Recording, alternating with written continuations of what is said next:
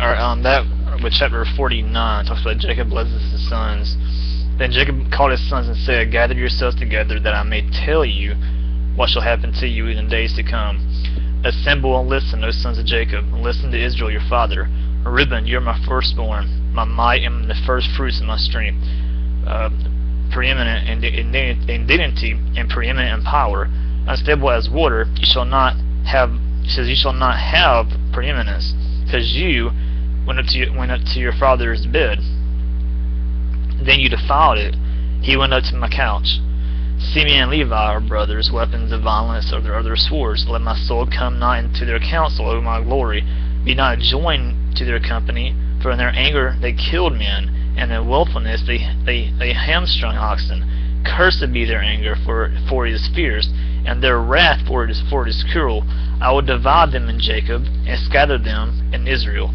Judah, your brothers shall praise you. Your hand shall be on the neck of your enemies. Your father's sons shall bow down before you." Judah is a lion's cub. From the prey, my son, you have gone up.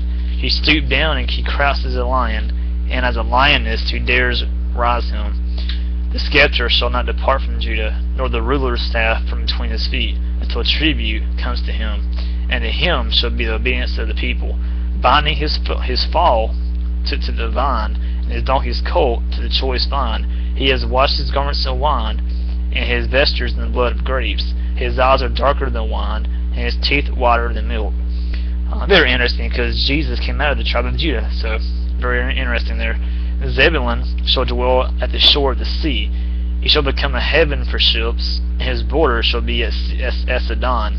Ishkar is a strong donkey, crouching between the sheepfolds. He saw that a resting place was good, and that the land was pleasant. So he bowed his shoulder to bear, and became a servant at forced labor.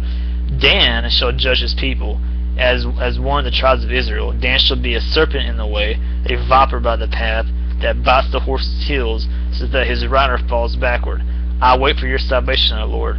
Raiders shall raid Gad, but he shall raid at their heels. Asher's food shall be rich, and he shall yield royal delicacies. Naphtali is a doe let loose that bears beautiful fawns. Joseph is a fruitful bow by a spring. His branches run over the wall.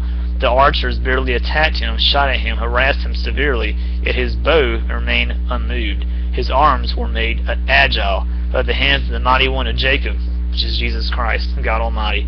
From there is the shepherd, it's talking about Christ. The stone of Israel, it's talking about Christ. See, the Old Testament, even get back to the Genesis, during the creation of the world, all resembles Jesus Christ as the one true God. He's the one who made everything.